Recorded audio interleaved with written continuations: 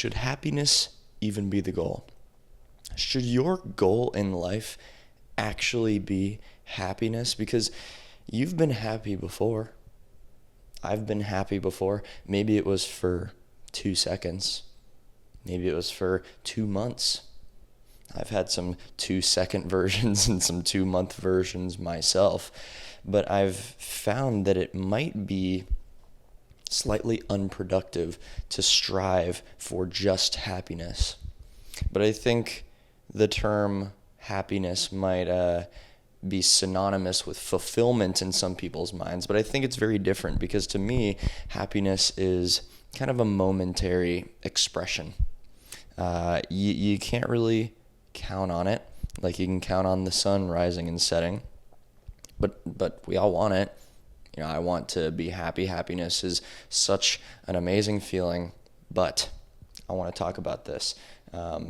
If you think of how volatile happiness really is, you might then realize that counting on it as a constant uniform expectation in your life might not be a fair use of your hope. So your happiness comes and goes no matter how good or bad life is.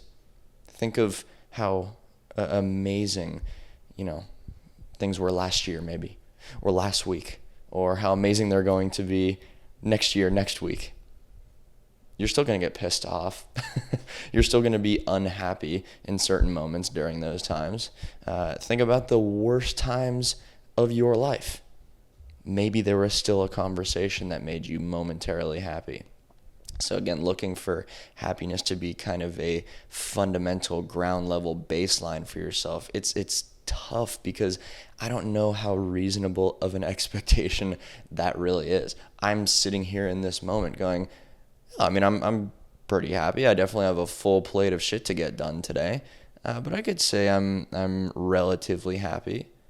But maybe tomorrow something just takes me completely over the edge. My cup is already full. One more drop gets added to that cup and now, life sucks. And it doesn't actually.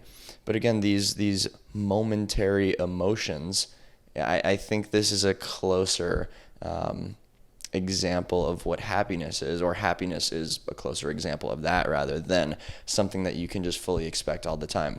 I think a lot of people act like they're happy all the time. This would be kind of this over positive personality sort of thing, which I super do not resonate with at all. So I feel like I give myself plenty of space to feel my genuine emotions, because my actions are positive, and I definitely want to get into that a little bit deeper. But the toxic positivity thing is super strange to me because forced positivity just feels more like acting. Now I think self-talk wise, habits wise in our lives, of course we have a bit of a responsibility to act and be positive, but it's not in this baseless affirmation kind of way that a lot of people will tell you to do. Oh, just tell yourself that you're amazing. Tell yourself that you're loved. Well, if you don't treat yourself lovely, and other people don't treat you that way, then you're probably not going to feel loved. So I like to get a little bit more honest with this kind of stuff and focus on the data, the proof, the evidence that creates your identity and self-image. In investments, there's this, I guess, negative relationship with investing in super volatile stocks. Unless you're a day trader, then that's above my pay grade. But if you're trying to invest in a stock long term to build wealth, put your money in a good spot, you wouldn't want to invest your money or resources in this case into something that one day could be great and the next day could go ground zero. You would want something that has a reasonable history of some ups and downs here and there, but a pretty good uptrend over years and years. So we go back to this idea of how unpredictable happiness or emotions in general are. Would it be reasonable to invest your time and effort in your life to shoot for happiness, when kind of no matter what, happiness can shoot up or down just like a very volatile stock? So I like to invest in things that are a little bit more, I guess, predictable. And predictable sounds like it's a prescription of boring, but it's really a prescription of not wasting your time and not wasting your mental bandwidth. So again, something like fulfillment, something like peace, which can exist simultaneously with being super pissed or being super stoked. You can have the momentary emotions, and you can have a foundation of something that is more like an index fund, or it's a very reasonable trend of up. It's not some crazy exponential growth, but you can kind of place your confidence in that, and you're going to be a little bit better off. So I use stocks for kind of a lot of analogies because it's pretty good. But if if you're investing your time into somebody else, that might be a better way to think about it too. Think of the people that are super crazy one day and then super on your team the next, and then they bake you cookies one day, and then the next day they throw a chair at you. You wouldn't want to invest your time into those kinds of folks. So again, trying to focus the energy on the things that are a lot more concrete and solid, and you can actually reach uniformity with, that might be a better use of time. So what you cannot control is how you feel. I mean, let's say you're at work and someone just decides to walk up to your desk and slap the shit out of you. You can't really control the way that you feel in that moment. You could control your response, I guess. Maybe you could craft an incredible left hook to their jaw. I'm just playing. Maybe I'm not, just kidding. But you're not going to really just change your deep down inner feeling. I talk about this a lot when it comes to belief in something, typically in a religious context of a conversation. And I'll say, I could do the things, I could participate, I could say that my belief is in a certain place, but deep down, I can't really change my genuine response to this thing. And that, to be aware of that, you have to look deeply and honestly within yourself.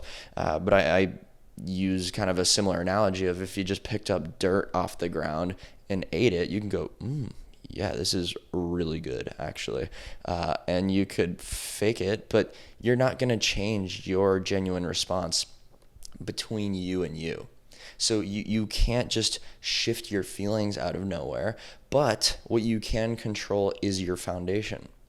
So the likelihood of getting extremely overwhelmed, well, for each given person, that might depend on how you go about your day and the things that you do and kind of the relationship with you. So for me, for example, I face difficult things right off the bat every single morning, so that when medium difficult things come my way, maybe it's not as overwhelming to me because I've already faced something much more difficult than that.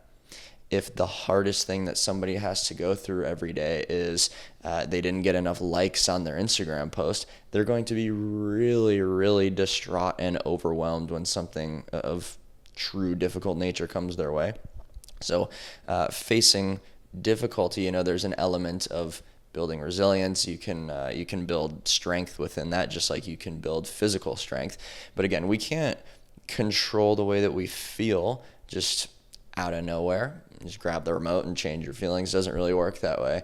But over months and months and years, you can change that foundation, your ability to tolerate difficult things, tolerate frustration, tolerate whatever annoying things, destroying things come your way.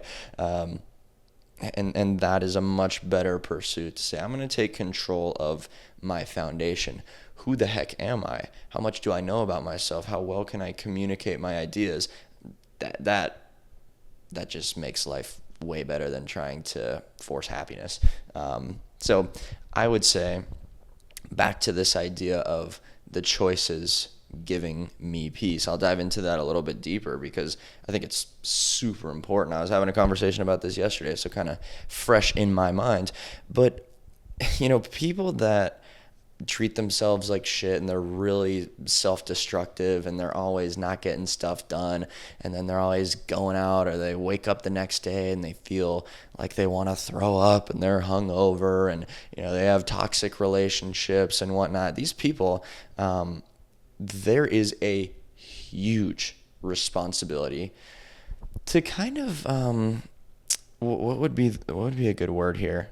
It's kind of not cultivate, but kind of curate a very overly positive thought process, which again is very far from honesty in this case. They have this responsibility to make sure that their mind stays in a positive realm, so that their actions, behaviors, lifestyle doesn't fully pull them down into a spiral. So huge responsibility to kind of fake it in a way. Now, within my lifestyle, I focus so heavily on treating myself like gold. If I could put it into one line, treating myself like gold. If I was another person, how would I want to treat this other person so that they love me the most? You know what I mean? In the relationship with you and you, that is literally a relationship. So you treat yourself like shit. The you that is receiving the shit doesn't love you, doesn't respect you, doesn't like you. So there's kind of two yous within you, the giving and the receiving of each thing that you do. So acting a certain way, bearing the consequences, that's kind of the giving you and the receiving you. So within that relationship, in me, I treat myself like gold. I'm going, I don't want to make my life shittier than it needs to be, ever. So when I think about, should I stay up until midnight and just kind of screw off and do whatever the heck I want to do, or should I go to bed at 9 so that tomorrow me, the receiving me, wakes up and goes, well, damn, I'm still tired, if I'm being honest, but you did what you could to make me not tired, so thank you. And then it's kind of a handshake to yourself. That's a beautiful relationship. Within that, you want to know how much responsibility I have to kind of curate my emotions? Not really any. So I give myself pure freedom to go, I freaking hate this shit if something's pissing me off. Today absolutely sucks. And I am totally open to indulge in feeling that way and just be honest and verbalize it to myself. Maybe my friends, if we're hanging out, I'm going, dude, I freaking hate this shit. And I give myself all of the space in the world to be frustrated, to be angry, to be stoked, to be sad, to be super energetic, to be whatever the hell I feel. Because when I zoom out, again, another stock analogy here, when I zoom out, the chart is going up. Today might be a dip, and that's fine. I can recognize that. Damn it, dude. Today was a huge dip, and I'm pissed. But fundamentally speaking, I'm not existentially cursed, because I'm zooming out and going, yeah, I mean, of course life is going to get better. What the hell are we talking about? That is real freedom. Because I'm not curating the emotions. I'm curating real data that says, man, life is going to get better. I'm creating a better life for myself. But when you treat yourself like dog shit, you now have to curate your emotions to be ultra toxically positive. Because if your emotions just go with how your life looks, then you spiral. So the freedom that comes from the kind of discipline that creates a respectable, in your own eyes, that's not my judgment to make, but a respectable life in your own eyes, that freedom is crazy, because then you can just be honest. And honesty, that truly is the foundation of every single achievement. Because if you can be honest, then you can look inward and say, oh, here's what I actually want out of my life. And then you can start to build confidence through, the data you create, the communication that you can have within that space of what you want, what you care about, what is most important to you. But that comes from being honest. If you're trying to kid yourself, then again, major responsibility to just fake it and kind of curate this little fantasy mindset that just keeps you shielded from the reality of what's going on. Create a great reality, and you're not faking shit. You know what I mean? You can just open your mind and go, wow, today was the worst day ever. And you know, within the conversation with yourself, you're kind of saying that with tongue in cheek, going, it was the worst day ever, and this sucks, and I hate it. My life is the worst ever, blah, blah, blah. It's damn near sarcasm. But some people, if they say that, they'll go, oh, damn, this is actually true. That ain't what you want. So I think that navigating this kind of deeper thinking, it's hard to do. It requires so much honesty, so much self-awareness, and that said, I mean, it's the best journey that you could go on. For a living, I help people go through this process. And I was filming for YouTube yesterday, and we're filming some meetings I was having, and one of the meetings was supposed to be kind of a follow-up for somebody signing up for mentorship. And they'd asked me if I need to turn people down, and I go, no, well, I don't really ever have to turn people down myself, luckily, because the nature of this kind of work turns the people away that don't belong in that kind of partnership. And didn't show up to the call. And so imagine that, right? This process, it is difficult to do. But if you are listening to this and you say, I'm tired of looking for all the easy shit. I'm tired of watching every YouTube video and just hoping that I get an answer.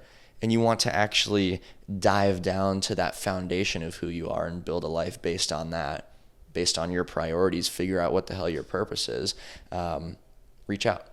You can apply to work with me. I'll put the link in the description and show notes of this episode. But I take people through a process of real work.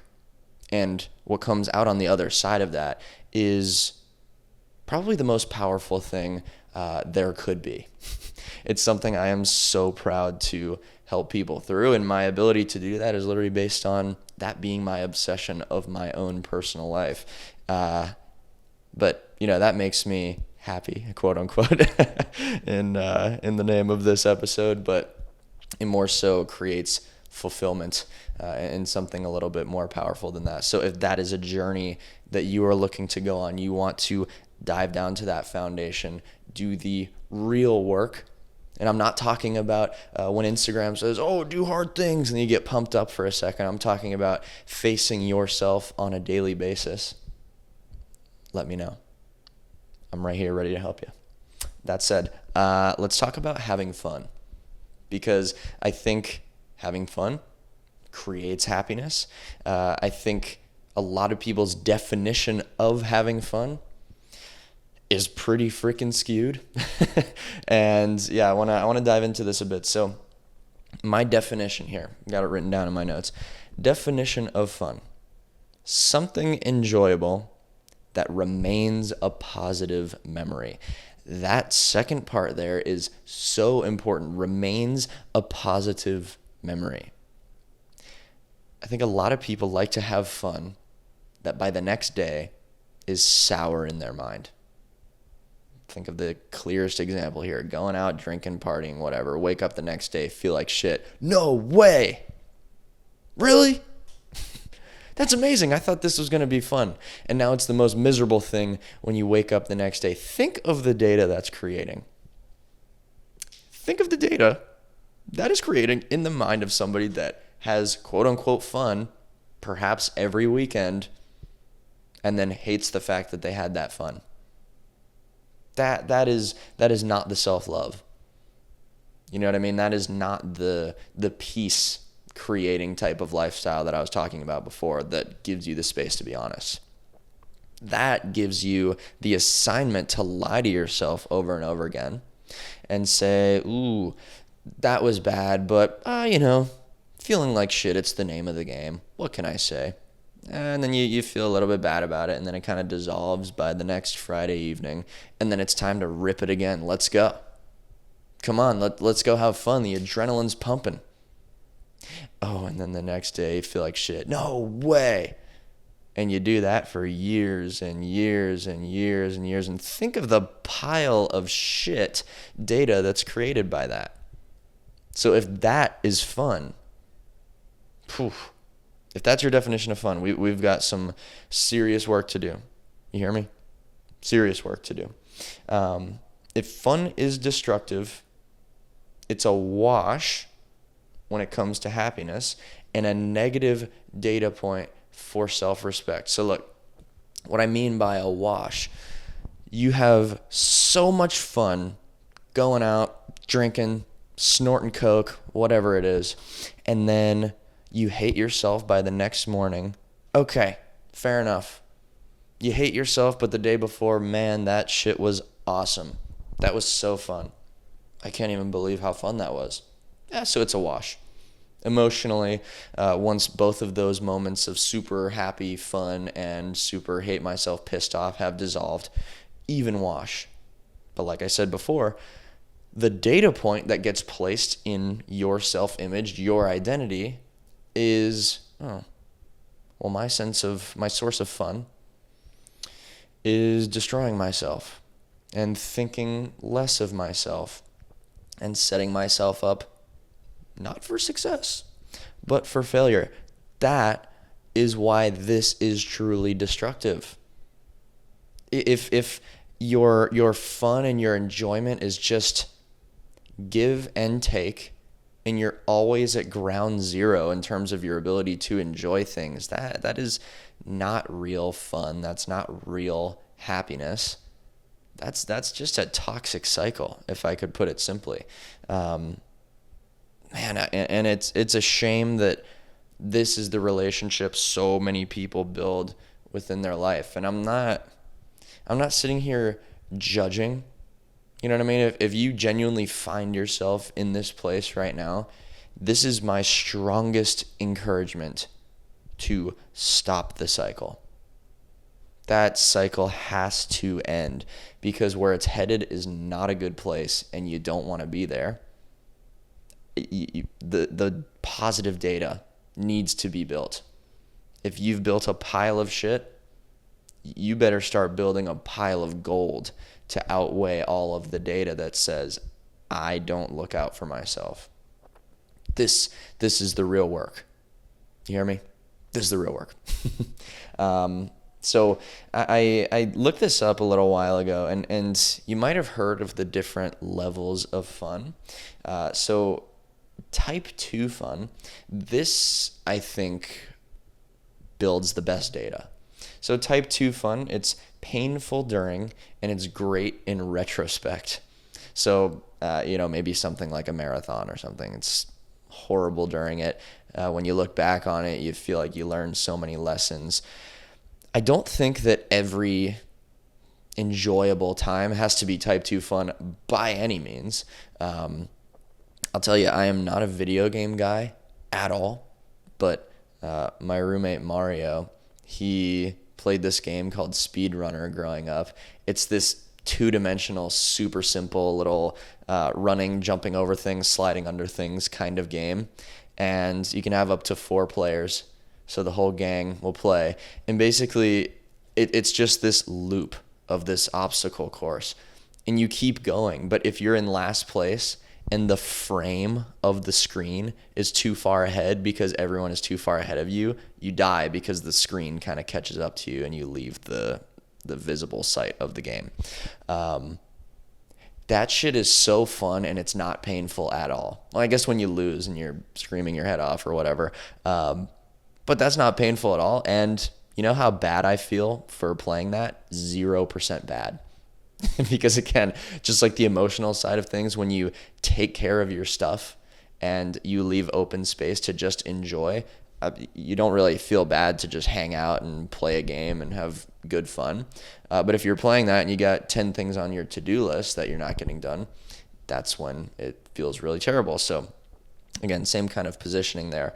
But again, this type 2 fun, I think that's the most powerful kind of fun. Does not always have to be that way, but I think embedding some type 2 fun into your life is necessary, I would say. but so powerful. It gives you so much perspective, the kind of relief, and just, I don't know, maybe profound mental posture that you have after doing something like that. Really, really powerful stuff. And like I just mentioned, the placement of your fun is so important. Again, speedrunner for however long is not actually a problem if I don't have any other responsibilities. If I've got done the to-do list, if I've spent time with myself, if I've been in kind of that appreciative mind space, been in the quiet, embrace the silence, then I do that. Whatever, dude. That is not a problem at all. Sitting on the couch for 2 hours is not a problem at all. If it's after the run, if it's after the workout, if it's after the journaling, if it's after getting your work done, if it's after whatever the hell you need to do that's looming over you, whether you're thinking about it or not, it's not a problem if it's done after. If you wake up, though, and you sit on the couch for 2 hours, no good. So in a lot of cases, it's not the thing. It's when you do the thing. Where is the relaxation and the fun being placed? This is important, because the person that sits on the couch for 2 hours after they exercise and get all their work done versus the person that wakes up and sits on the couch for 2 hours and then has no momentum going into the things they need to get done. Those two lives right there could not be more different. And both of them are sitting on the couch for 2 hours a day. Imagine that. So I want to kind of give you some takeaways, some things that you can say, all right, I'm gonna be happier. I'm gonna work on my happiness. And my little notes says here, some non-guarantees for happiness. So here's some things you can not guarantee will make you happy, but might bring you closer. Give from abundance, not from obligation. So if you are always being kind and giving and willing to other people, but it's because you feel obligated and not convicted, you just feel like you have to, stop it. Stop. Because if you keep giving from obligation, you're building resentment. If your cup has no water in it and you're still trying to pour into others, well, you're not giving to the quality that you could, and you're not getting anything. I mean, think if everybody operated that way. If everybody in the world only gave out of obligation and their own cup was never full, no one would actually ever be giving anything. It would all be fake. It would all be an obligatory give. And you don't want that. So if you don't take care of yourself, you need to take care of yourself first and then pour into others. And maybe if you're a parent, you're thinking, well, there's no other option than to pour into others, even if I feel like I have nothing. And I hear you. However, you are going to have to create space that refills your cup. If that takes a week of being an absolute robot when it comes to your to-do list, so finally on one Sunday, 2 weeks from now or a week from now, you have that open space to sit down and take a breath and write in your journal for 10 minutes and cook yourself some meals for the next few days, whatever it takes, you need to override to eventually arrive at more space. Because if you're just chipping away, it's not going to look good. So in that position, being a parent, having a job that takes so much of your time, whatever it might be, I hear you and it is valid. But you need to override. You need to pull some energy out of thin freaking air and find some space, even if it's a week or two down the line. Plan some space, find some space, build some space so that you can restore, because you need to be giving from conviction. Oh, I love spending time with my kids. I can't wait to go play with them and give them the best time ever. That's the relationship you want to have. Oh, I love having a conversation with this person because it makes me feel so full. Oh, I got to talk to this person. Oh, I got to play with my kids. That's two different lives right there. Give from conviction, not obligation. Practice stillness. So I said build space. Space is the opportunity to sit there and stare at the wall and just be quiet and let your mind run and be okay with your mind run and not judging that your mind is running, sitting there still and quiet and just wondering. No direction. Practice this. If you can be with yourself, if you can get down to that level of humanity where you're just embracing this moment right here, not looking at 400,000 other people's moments on Instagram and not watching these fake moments on TV and no. Get down to your moment. What does your moment look like? And again, if it's staring at the wall, that's totally fine. Totally fine. But make sure you're focused on it. Sit outside, listen to the birds chirp, look at the sky, go, what the hell is up there? Stare at the wall. Why is the wall textured this way? Who painted this? How many layers of paint are going on here? How old is this house? Just think. Be right here. This is so powerful. And who the heck is practicing this? Very few people. So you do that and you find that you're quite a step ahead. That goes perfectly into the no phone dinner, which of course is the rule.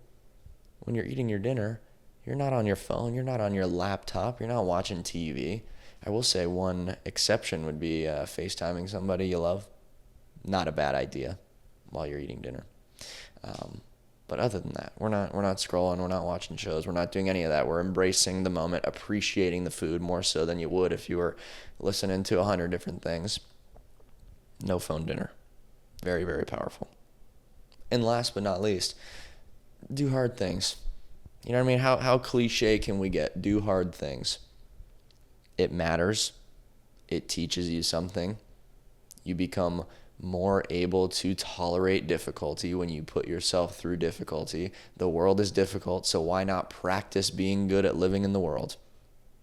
Do hard things. That's all I got. You happy?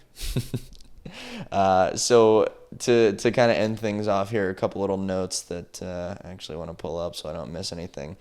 If you are listening or watching on YouTube, click subscribe so you don't miss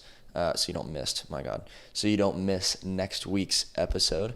I film one of these every single week, and I love it. I sit there before filming and go, man, I hope I say all the things I want to say.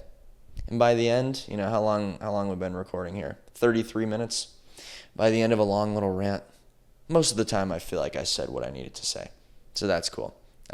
Leave a like, comment what you thought. If you're listening on Spotify, leave the show 5 stars. Would appreciate the heck out of it. And comment what you thought if you're listening on Spotify too, because you can do that, and I want to hear from you. If you would like to subscribe to my free newsletter, you can click the link in the description and show notes of the episode. And just explore ideas very similar to what I do here, just in writing form. Might be a little bit more organized for you. If you want to screenshot some quotes, if you want to send it to your mom, if you want to show it to your dog, if you want to make it your screensaver, whatever you need to do, that's in Word form, not Yap form. And that's all. I think that's all I got for you. I had a really fun time talking about being happy or not being happy or just being honest. And I hope you find your own ability to find that fulfillment, find some spurts of happiness too. And I hope you have an amazing day. I love you. See you in the next one. Peace out.